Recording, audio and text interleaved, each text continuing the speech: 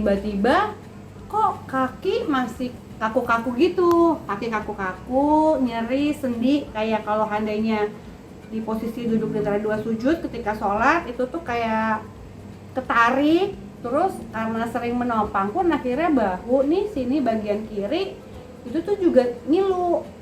Pas bangun tidur kaki tuh kayak kurang nggak bisa gerak gitu loh, sakit ngilu kayak ditusuk jarum telapak kakinya.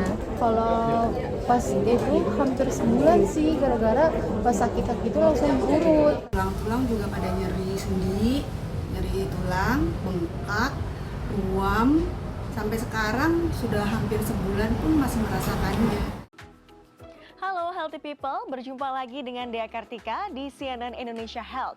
Kalau Anda menderita nyeri sendi yang hebat disertai demam tinggi, bisa jadi itu akibat penyakit chikungunya.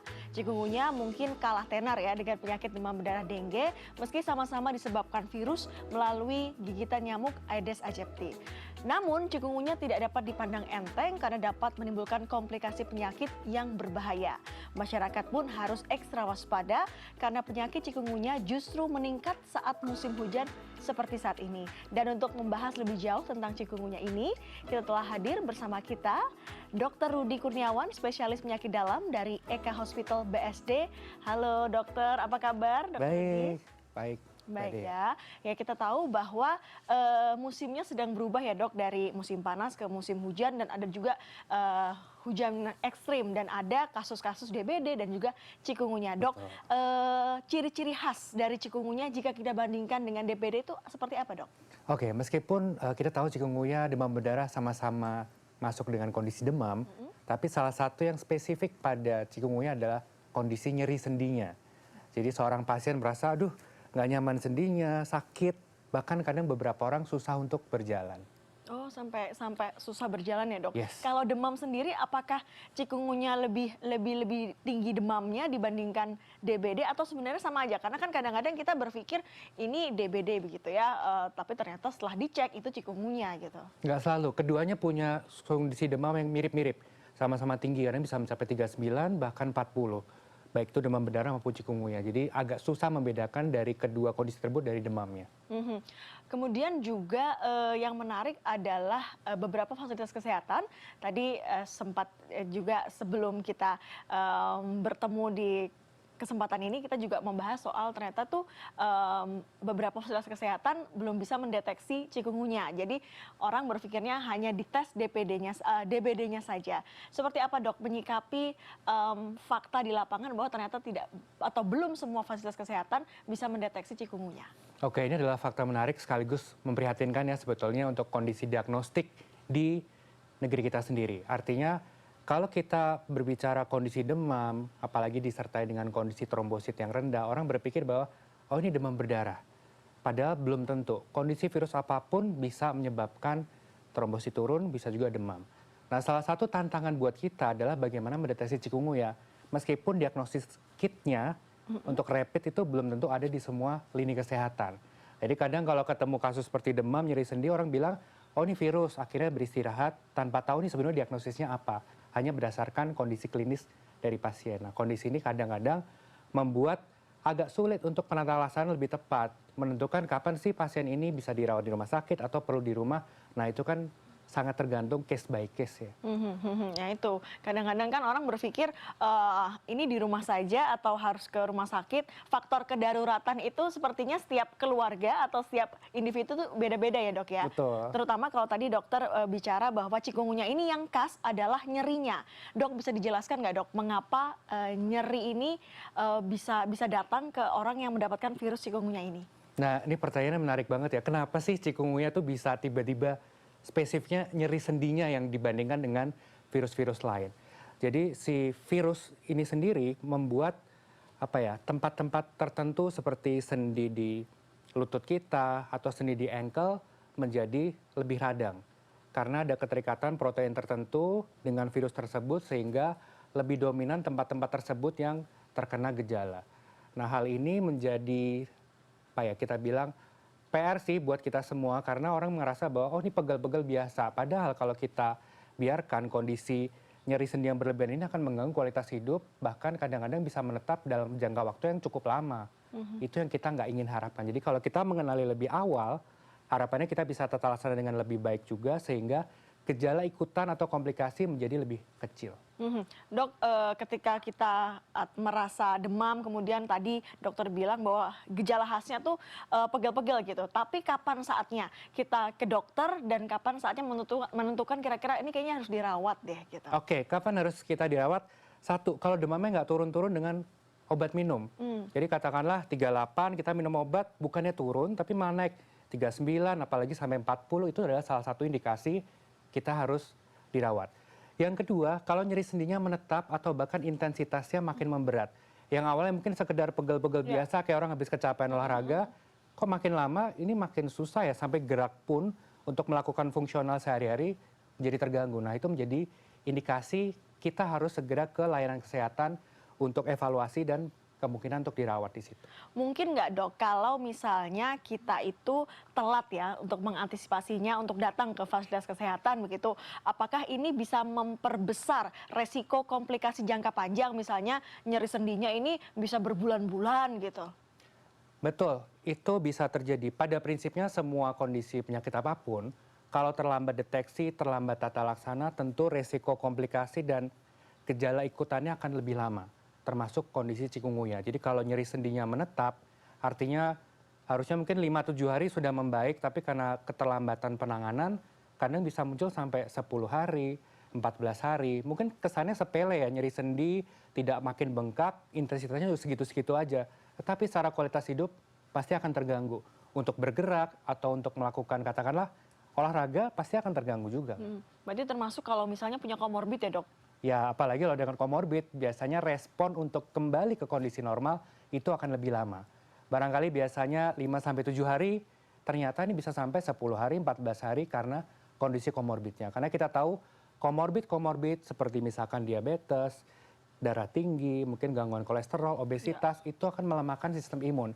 Di mana sistem imun ini akan menjadi semacam power kita untuk kembali ke kondisi normal. Kalau sistem imun kita rendah, artinya ya penyembuhannya akan lebih lama. Dari pengalaman dokter selama menghadapi pasien ya, terutama kalau kita bahas kali ini kan soal cikungunya, pernah nggak dok punya pengalaman menangani pasien cikungunya yang fatal gitu? Seberapa fatal sih dok?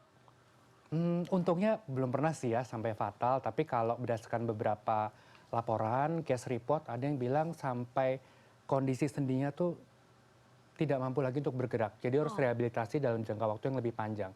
Bahkan ada yang perlu evaluasi menyeluruh ke sendi, jadi menggunakan artroskopi untuk melihat ini sebetulnya sendinya apakah murni dari cikungunya, komplikasi lead, atau ada hal yang lain yang harus dievaluasi. Kita juga tahu ya dok, kalau mungkin pemirsa yang rumahnya itu di Jabodetabek atau di daerah-daerah yang sudah terdeteksi bahwa udaranya atau kualitas udaranya itu tidak terlalu baik alias buruk, ini juga apakah menjadi faktor pemicu akhirnya memperparah situasi atau kondisi dari pasien cikungunya, misalnya lingkungan yang kurang bersih, kemudian juga kualitas udara dok? Nah, ini tantangan buat kita semua ya. Kita tahu bahwa saat ini polusi udara kayak menjadi berita yang beken, di mana kualitasnya masih kurang bagus. Sementara polusi udara ini menjadi salah satu faktor yang berkontribusi untuk stres metabolik di badan kita.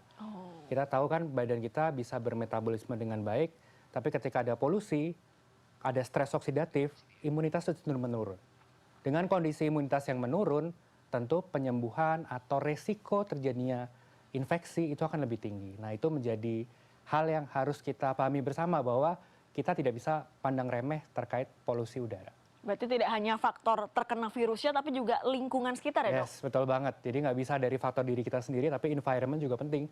Tidak hanya polusi, termasuk kebersihan. Karena kita tahu kalau kondisi kebersihan di sekitar kita tidak optimal, nah itu kan ada infeksi-infeksi lain yang mungkin bisa terjadi bersamaan. Jadi bukan hanya cikungunya, tapi infeksi A, B, C, D, dan seterusnya. Baik dokter, di segmen berikutnya kita akan cek ya mitos atau fakta seputar penyakit cikungunya yang kita bahas kali ini, dan apakah orang-orang yang sudah pernah terkena penyakit cikungunya ini bisa terjangkiti lagi?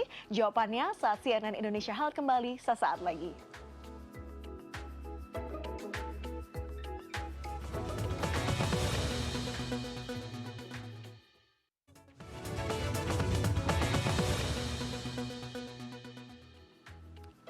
Anda masih menyaksikan CNN Indonesia Health dan saya di sini masih bersama spesialis penyakit dalam Dr. Rudy Kurniawan. Dan sebelum melanjutkan dialog kita akan bahas dulu satu persatu mitos dan fakta seputar penyakit chikungunya ya dok ya. Kita akan lihat ini yang pertama, mitos atau fakta. Chikungunya dapat menyebabkan kematian. Mitos atau fakta dok?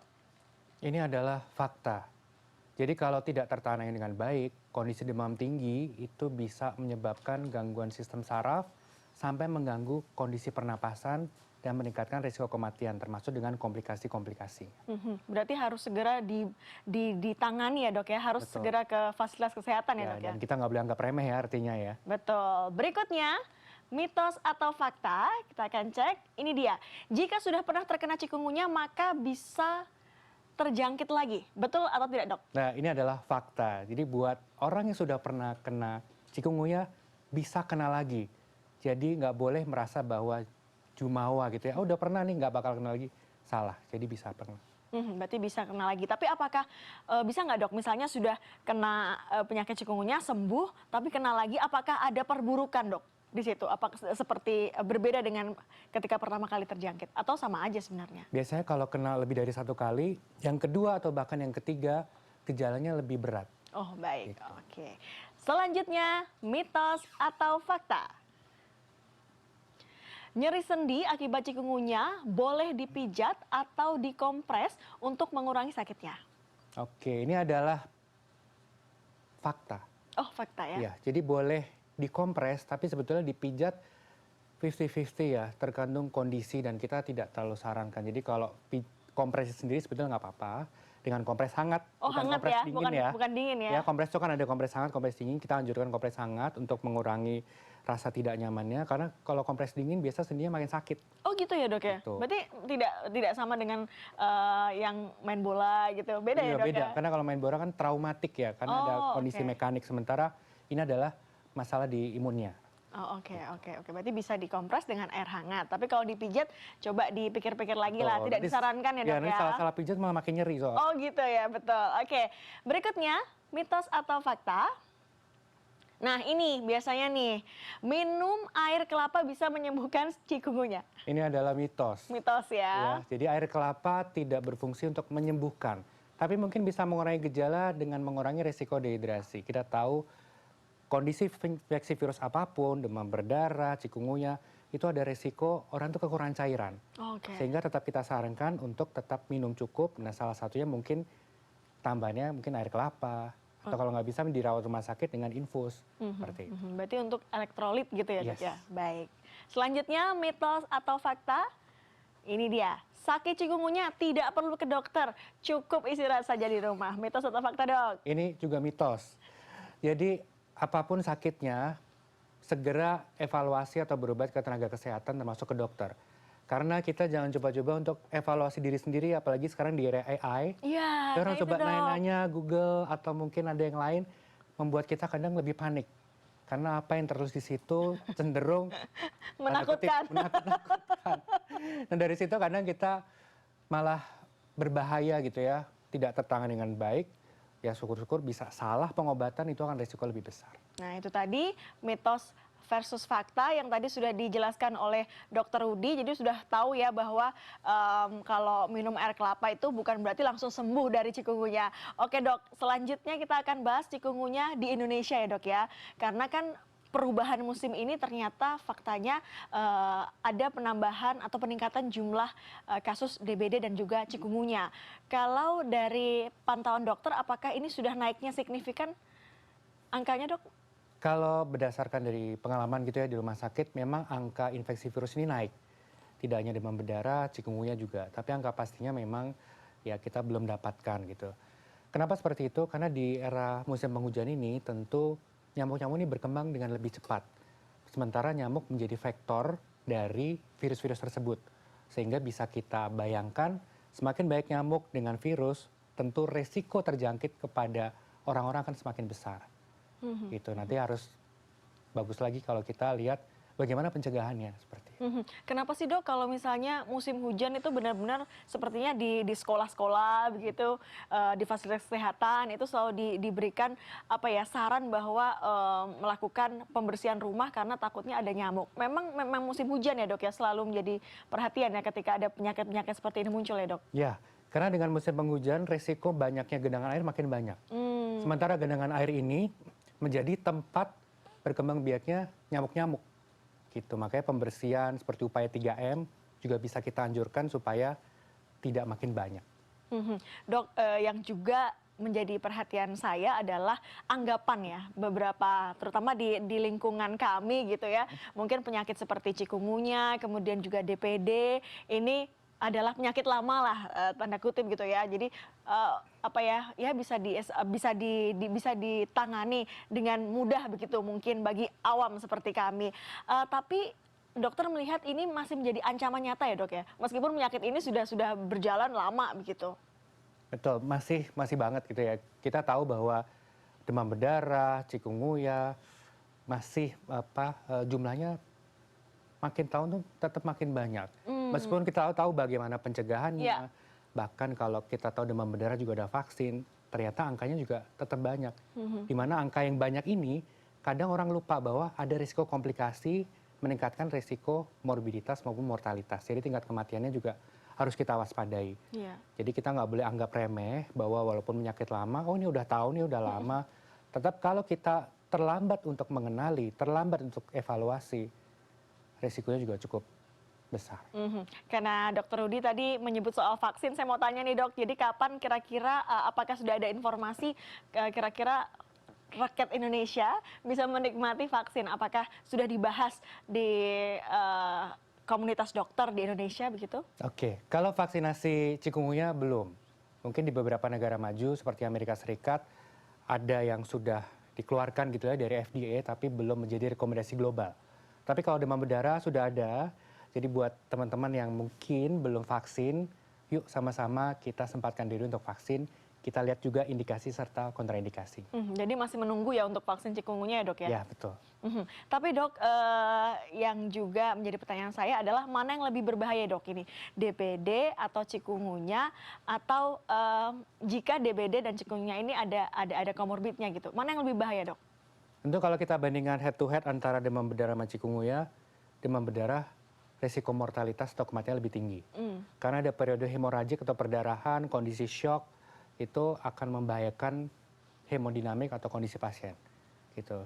Meskipun kita tidak bisa anggap, oh ini cikungunya biasa aja, nggak seperti itu. Apalagi kalau kombinasi, ada komorbid yang tentunya akan memperberat kondisi imun dari pasien itu. Meskipun DBD ini punya tingkat kematian ya yang lebih tinggi daripada cikungunya, tapi nggak bisa anggap remeh karena memang cikungunya ini punya ciri khas yang juga mengganggu kehidupan sehari-hari. Kalau misalnya dibandingkan cikungunya antara wanita dan pria, kalau dari riset terbaru dok, yang paling banyak terkena cikungunya ini pria atau wanita atau sama saja dok? Sama aja, jadi tidak memandang gender. Baik laki-laki maupun perempuan ternyata risikonya sama. Gitu. Tapi kalau untuk gejala klinis mungkin bisa berbeda bisa enggak, tapi prinsipnya juga sama-sama nyeri sendi. Kalau usia dok, misalnya anak-anak, dewasa, lansia, apakah ada riset paper yang menyebutkan soal sebaran penyakit cikungunya berdasarkan usia dok? Kurang lebih tetap sama, jadi semua level usia memiliki faktor risiko untuk terpapar atau terkena kondisi virus cikungunya ini. Tapi memang ada kelompok-kelompok yang lebih rentan seperti anak-anak, orang tua, atau mungkin orang dewasa dengan komorbid yang bisa membuat perburukan atau kondisi cikungunya jadi lebih berat. Jadi orang tua juga bisa ya dan anak kecil ya dok ya? Betul.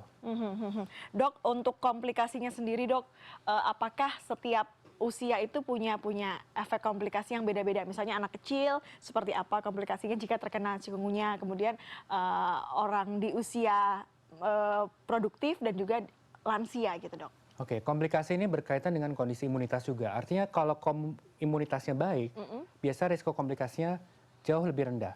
Contoh misalkan pada dewasa muda yang imunnya bagus, biasanya nggak ada komplikasi apapun. Jadi terkena, mungkin nyeri-nyeri sendi hilang. Tapi pada usia lanjut, dengan kondisi imunitas menurun, komorbid banyak, terkadang nyeri sendi ini bisa menetap. Gitu. Jadi artritisnya atau peradangan sendi ini bisa terjadi dalam periode yang lebih lama dibandingkan mereka yang imunitasnya lebih baik. Dari catatan dokter, paling lama apakah sudah ada berapa lama begitu dok? Misalnya 1 bulan, 2 bulan setelah sembuh gitu, nyeri-nyerinya gitu. Range-nya bisa bervariatif mulai dari 5 hari, ada yang juga sampai 1 bulan. Wow. Tapi mungkin mayoritas banyak kan di 10 sampai 14 hari. Berarti 10 sampai 14 hari masih merasa agak-agak nyeri ya dok ya. Dan usai jeda berikut ini dok, kita akan bahas lagi soal apa saja faktor kunci dalam proses penyembuhan. Akan dijawab usai jeda. CNN Indonesia Health segera kembali. Tetaplah bersama kami.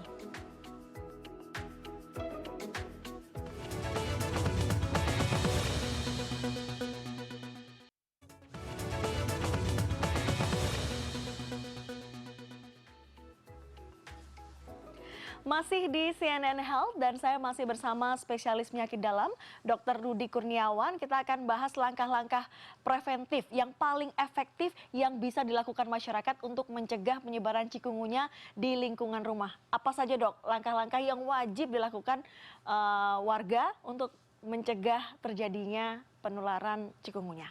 Oke, baik. Ini mungkin terdengar klasik, tapi masih efektif, yaitu yang pertama adalah 3M. 3M. Ya, jadi menguras, menutup, dan mengubur. Ya, kondisi genangan air ini bisa menjadi tempat berkembang biak yang baik untuk vektor nyamuk, sehingga kita harus menghilangkan itu. Yang pertama. Kemudian yang kedua, dari diri kita sendiri kita bisa proteksi dengan mosquito repellent. Jadi pakai lotion anti nyamuk, sehingga kalaupun sampai terpapar, setidaknya nyamuk itu nggak mau deket-deket sama kita. Gitu. Bisa juga menggunakan kelambu atau gunakan pakaian yang panjang. Sehingga kulit kita tidak terekspos pada si nyamuknya, gitu.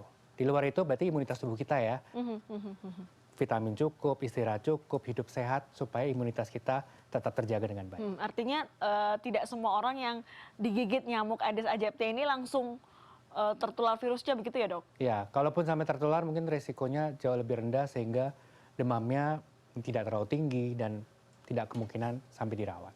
Dok, yang juga menarik adalah anak-anak sekolah nih dok. Karena kan kalau kami orang tua kan misalnya anak kami di sekolah seringkali juga tertular. Mungkin di rumah kami udah benar-benar bersih-bersih, tapi ketika di sekolah bisa jadi bisa terkena gitu ya dok ya. Apakah ada antisipasi khusus dok?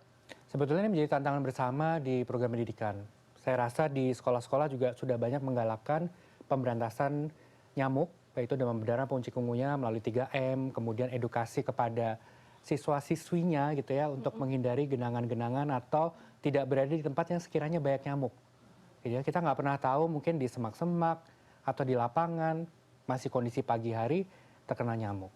Nah itulah menjadi langkah-langkah preventif sebetulnya untuk kita semua, baik itu anak-anak, dewasa maupun orang tua. Dok, spesifik gigitan nyamuk Aedes aegypti yang menjadi faktor dari virus chikungunya ini, apakah ada jam-jam tertentunya dok? Biasanya dilakukan di pagi hari. Tapi kadang dengan perubahan iklim dan beragam kondisi, kadang-kadang bergeser, susah kita menentukan kapan sih jam paginya, apakah selalu selesai jam 9, kan nggak seperti itu. Hanya berdasarkan range epidemiologi yang paling banyak. Bisa juga jam 10, jam 11 gitu. Mendingan preventif aja lebih baik. Berarti preventif dari pagi sampai malam gitu ya dok? Dok, ini kalau misalnya kita bicara lagi soal yang kalau misalnya kan itu preventif, tapi kalau misalnya sudah terlanjur terinfeksi chikungunya, bentuk penanganan dan juga perawatan yang disarankan itu seperti apa dok? Oke, jika sudah terlanjur terinfeksi, yang pertama kita harus datang ke layanan kesehatan untuk menentukan apakah ini dirawat atau bisa rawat jalan. Kalau dirawat berarti ya nanti ada terapi cairan, tergantung dari dokternya. Tapi kalau rawat jalan berarti kita harus mengetahui kira-kira kondisi apa dari rawat jalan yang harus kembali ke rawat inap atau ke emergensi kalau perburukan. Misalnya demamnya nggak turun-turun. Yang kedua misalkan sendinya makin berat, nyeri sendinya. Nah itu kan menjadi red flag gitu ya. Oh ini harus balik nih, nggak bisa dari rawat jalan.